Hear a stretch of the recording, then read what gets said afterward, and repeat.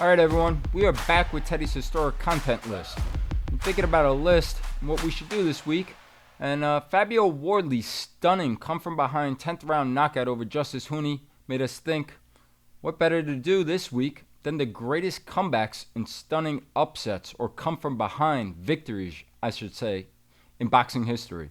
So, throw it to you, bud, your top 5 greatest come from behind knockout victories.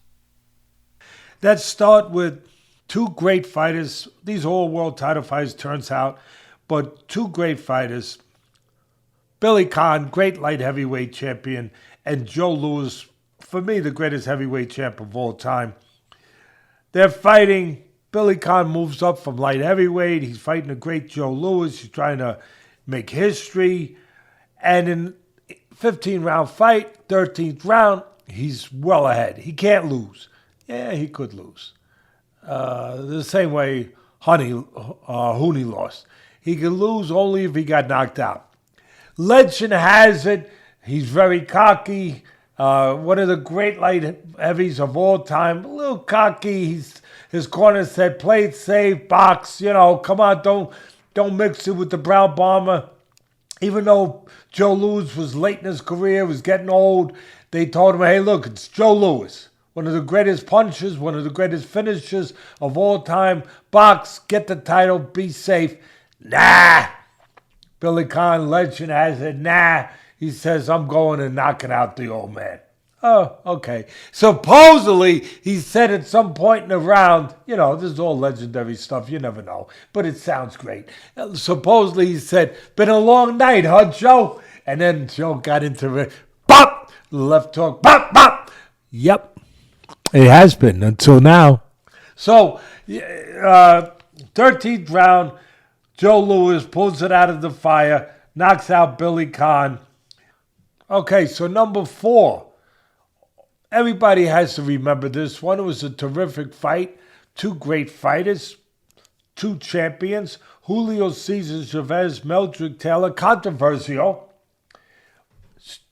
Meldrick Taylor, the Olympic gold medalist, undefeated, fighting the great Chavez. He's boxing. He's ahead on the scorecards going into the last round, the 12th round.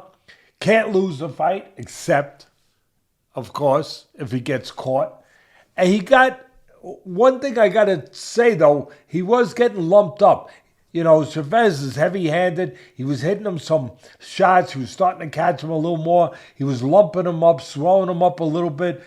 But Meldrick Taylor, with his great heart, his hand speed, tremendous hand speed, he's well ahead, late in the 12th round, and then Chavez closing the gap, and catches him, a right hand. He drops him just at the end of the fight. At the end of the 12th round, Richard Steele steps in, and he stops it. Becomes a very controversial ending, because there was 2 seconds left. If my memory serves me correct, there was 2 seconds left, bud, on the clock. And there was a lot of controversy. How do you stop the fight with 2 seconds left? He got up. He was on his feet, but he was disoriented.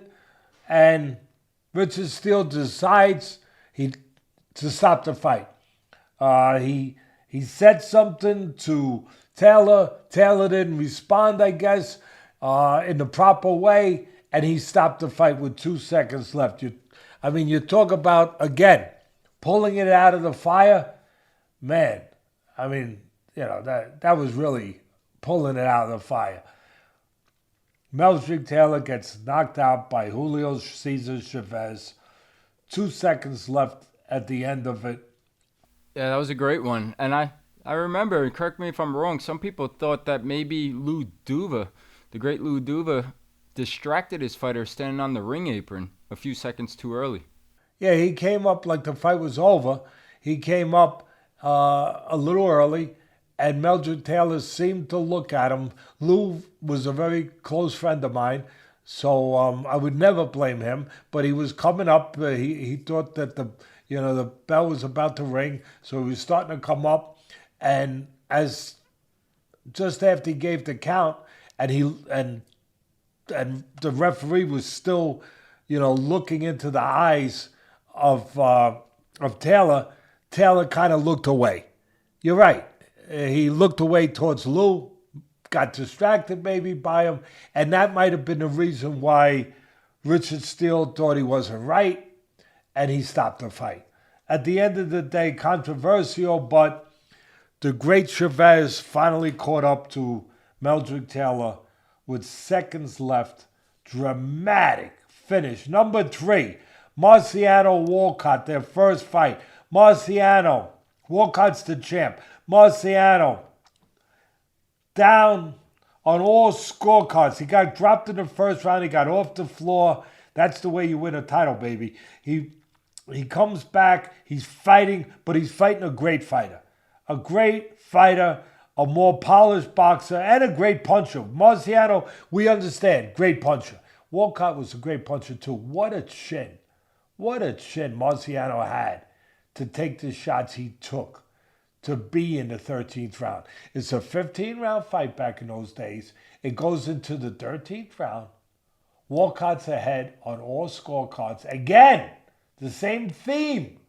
He can't lose, except, that's what makes boxing so special, except if a lightning bolt comes out of the sky. And a lightning bolt called Susie Q. Yeah, that's what Marciano. You know you're a good puncher when you name your punches. His right hand is Susie Q. It lands right on the chin in the 13th round. The chin of the great Jersey Joe Walcott. And he wins the title when he cannot win it any other way. It had to be that way. And the one thing I add to it is that when he landed, you see on the bar, you go into a lot of saloons. That's a famous picture in the saloons of Marciano landing that right hand on the chin of the great, and he was great, Jersey Joe Walcott. But there was a delivery system that I always talk about. It wasn't just the power. It was the way he got it to him. He had to land it. How did he do it? He started the left. Bop! He just started the left, distracted him a little bit, boom! And the right hand was able to land on the shin and knock out a great fighter. Number 2. We're moving along pretty quick here. Number 2.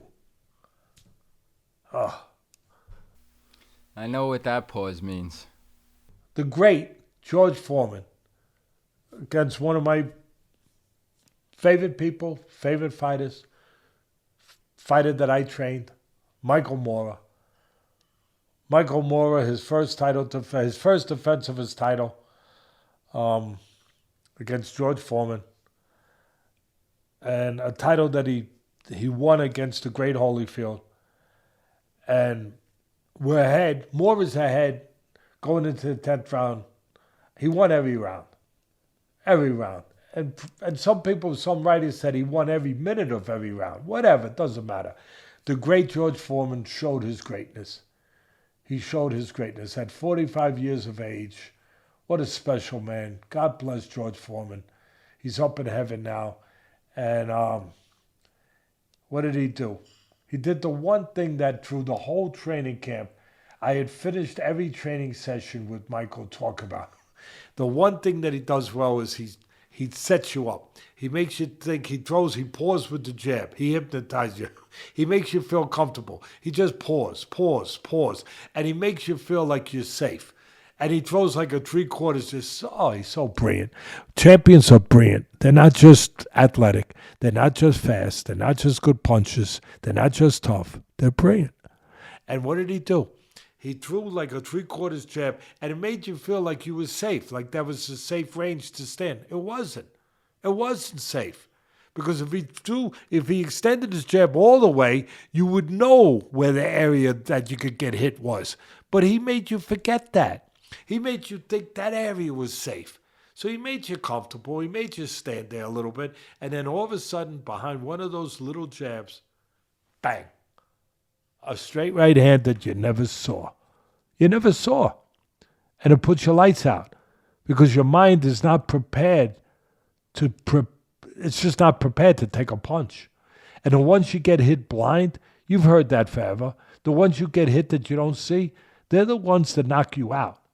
And that's exactly what Michael Moorer, who was fighting a great fight up to that point, that's what he got caught with. And that's what every day, oh boy.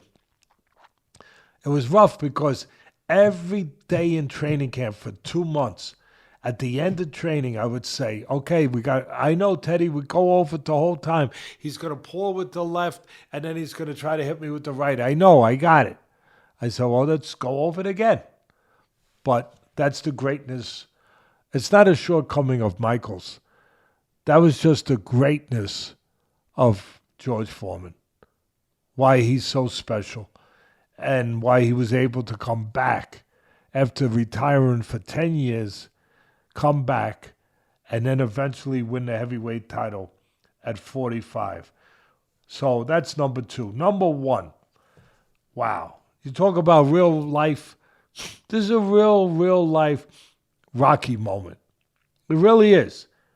You got undefeated Big John Tate from Tennessee with the great Ace Miller. He had a great amateur team, Ace Miller. He had Bernard Taylor. He had all kinds. Number 1 contender. He had a lot of really good fighters. John Tate, he developed him into the heavyweight champion. He was undefeated. He's fighting Mike Weaver. Mike Weaver was Hercules. That was his nickname because you look at his body, he had the body that looked like Hercules. He was like an Adonis. He looked like a statue. He was muscle. But he had a great left hook too. But he had a record that was very deceiving. Someday we're going to do a list, my son wants me to do this, on fighters that won world titles that became great fighters that had bad records. Or they didn't have great records. We're going to do that list. Maybe that'll be coming at you pretty soon if you guys want us to keep doing these lists. And it's up to you guys if you want us to keep doing them. You got to come. You got to show it by coming and by receiving these lists and looking for these lists and commenting on them. Mike Weaver was 21-9. That was his record going into this fight with John Tate. And again, Big John Tate, he was an Olympian. He's winning every round. And the 15th round, yes, 15th round back then, in the 15th round, later in the round, what happens? Mike Weaver hits him with a perfect left hook. And Tate way ahead. He might have won every round, but he's way ahead. This is a real life Rocky moment. A left hook hits him on the chin. And if my memory serves me correct, you talk about just a graphic knockout. You talk about just the visual of it, bud. You talk about sometimes the optics of something. He fell. As soon as he got hit that left hook, he fell forward. His head hit the shoulder of Mike Weaver.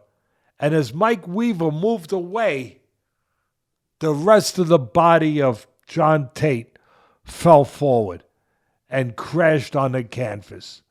That's when you know somebody's out cold, when they fall face first. That is number 1. Mike Weaver pulling it literally out of the fire in the 15th round like a real-life Rocky movie. There it is. My 5 greatest come-from-behind knockout wins. All right, that was a great list. And as we wrap it up, I just wanted to say, for the younger generation out there, speaking for myself, can't have a come-from-behind list without the great Ettore Gatti. There's many fights that he could be on that list. One stuck out in my mind was versus Wilson Rodriguez. Eye completely closed. I think it was the 6th round, come-from-behind, knockout victory. And then the other one that stands out to me is the late, great Diego Corrales versus Jose Castillo. Unbelievable. Spit the mouthpiece out, bought himself a little extra time, dug deep, and pulled it out of the fire. Those were 2 great comebacks that stood out to me, but you had a great list. I hope the viewers enjoyed it. And as always, let us know who's in your top 5 list, greatest comebacks of all time in history. Please like, comment, subscribe. We'll see you guys again for more historical content next week.